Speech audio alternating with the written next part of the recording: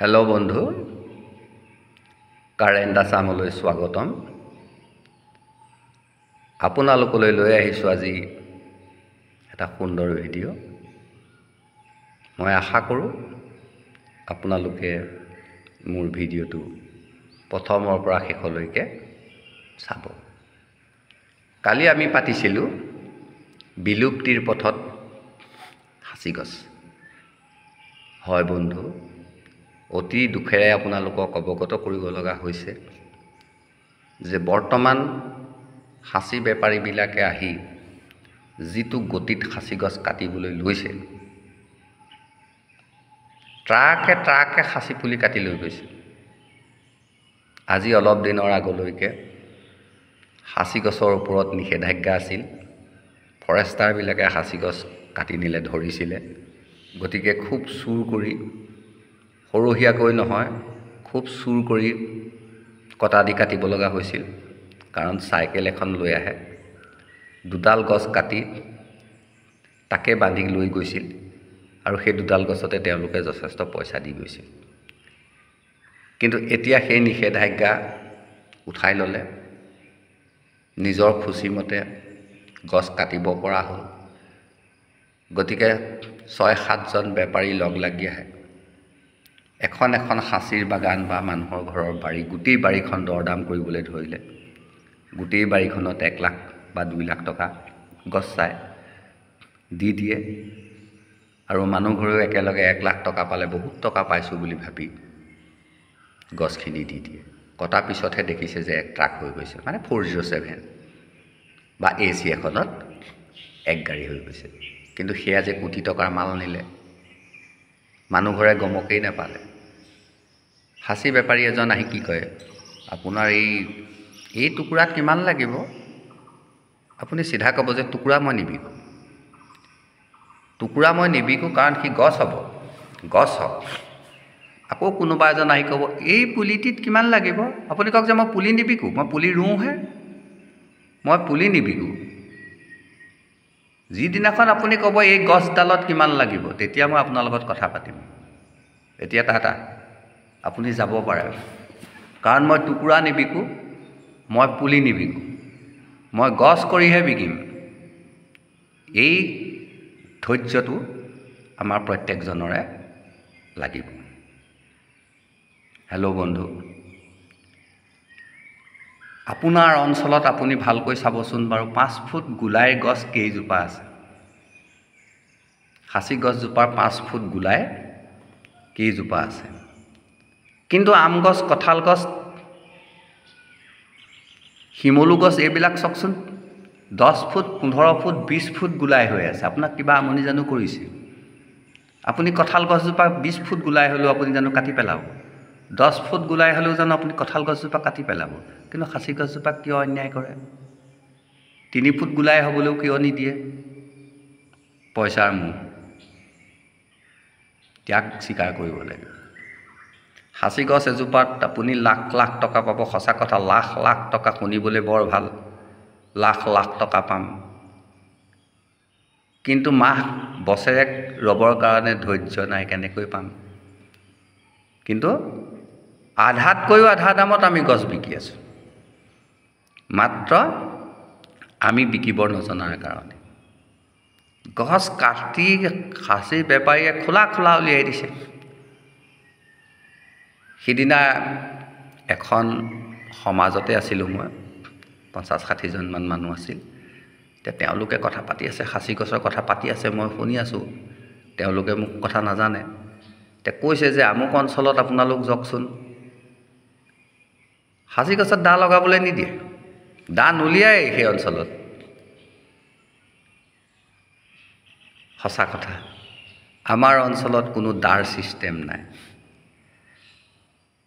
মানে যিটো ফুটি, এতিয়া আপোনাৰ গছবিলাকত ফুটিয়ে খাই আছে, জাষ্ট বন্ধ হৈছে আৰু একদম গুটিবোৰ ডাঙৰ ডাঙৰকৈ ওলাইছে, আৰু গুটি ডাঙৰ ডাঙৰ ওলোৱা মানে পলুটোৰ ভিতৰত ডাঙৰ হৈছে আৰু ঠাণ্ডা হ'ব এতিয়া, মানে সি নাখায় আৰু সি তাৰ ভিতৰতে লেটা বান্ধিব আৰু লাহেকৈ মুখখন স্বাভাৱিকভাৱে বন্ধ হৈ যাব, আৰু এবছৰৰ ভিতৰত সেই ফুটিটোৰ মূল্য 10,000 টকা হৈ যাব।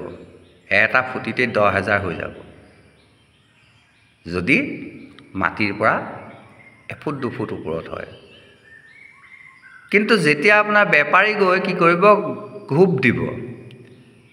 কিয় ঘোপ দিব লাগে?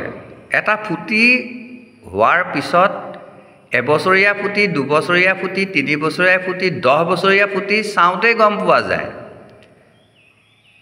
এফুটীয়া ফুটিটো, এবছৰীয়া ফুটিটো বহল হৈ থাকিব, মুগা বৰণৰ হৈ থাকিব, ভাটৌৰ ঠোঁটটোৰ দৰে থাকিব।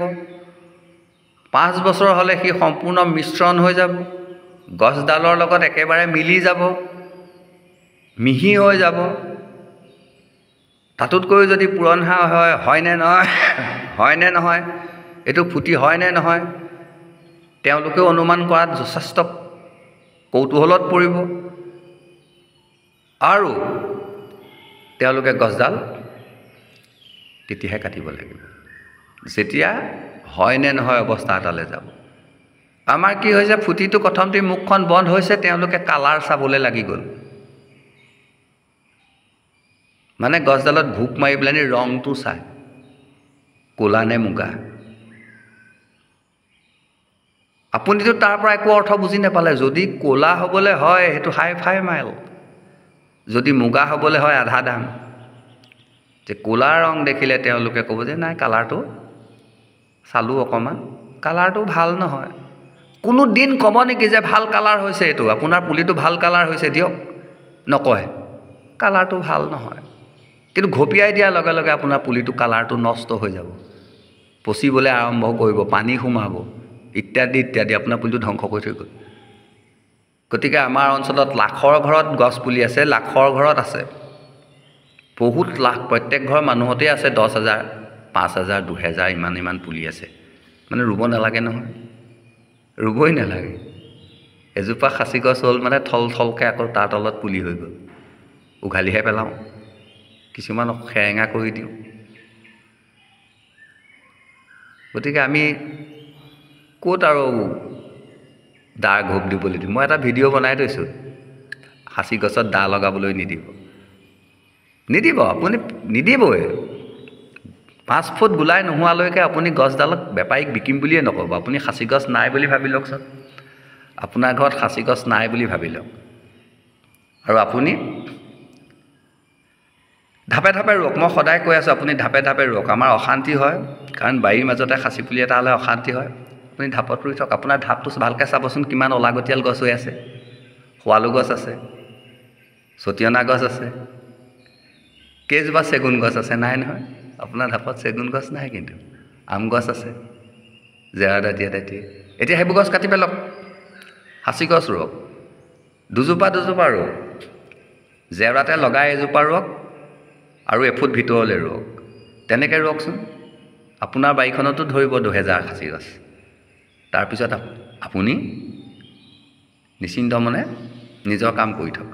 সাঁচি গছৰ কাম সাঁচি গছে কৰি থাকিব। আপুনি কোনোবাই ক'লে ক'ব মোৰ বাৰীত সাঁচি গছ নাই নহয়, সেইখিনি পুলিহে, আপুনি ৰোৱাখিনি পুলি, সেইখিনি গছ নহয় নহয়, আপুনি কৈ থওক মোৰ ঘৰত সাঁচি গছ নাই নহয়।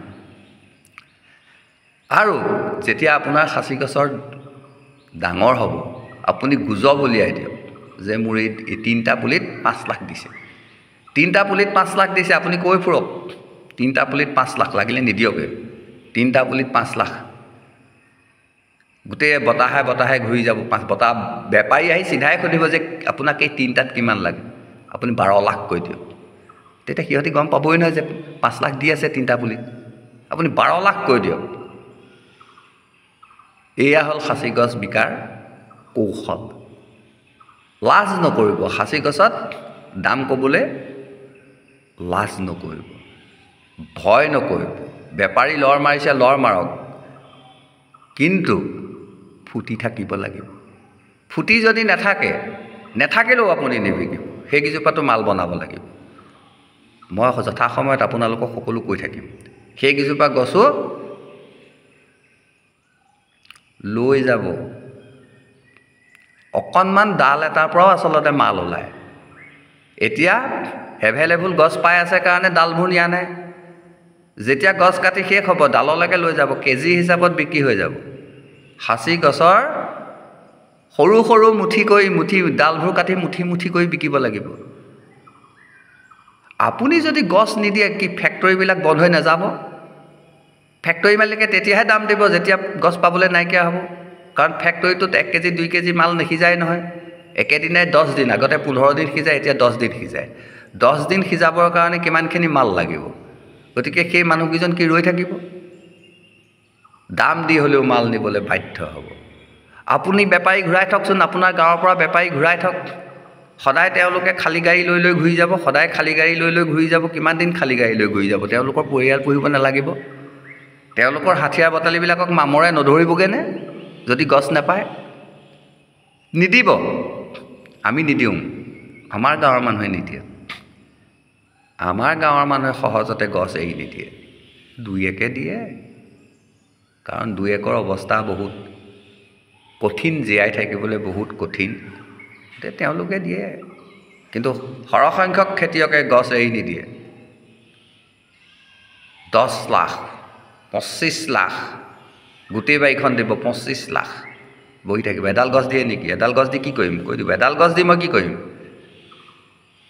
মোক ধপাত কিনিবলৈ মোক সাঁচি গছ মই নিবিকো নহয় ঘৰ বনাম বা গাড়ী ল'ম এখন গাড়ী পাব লাগিব 10 লাখ টকীয়া এখন গাড়ী পাব লাগিব আজি সাঁচি গছ বিকিম কালিলৈ মই গাড়ী সোমোৱাব পাৰিব লাগিব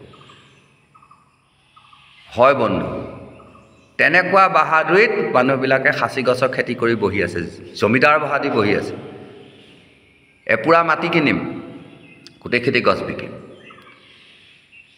মচুমাহ কিনিবলৈ মই গছ নিবিকো নহয় পাইছোঁ হেল্ল' বন্ধু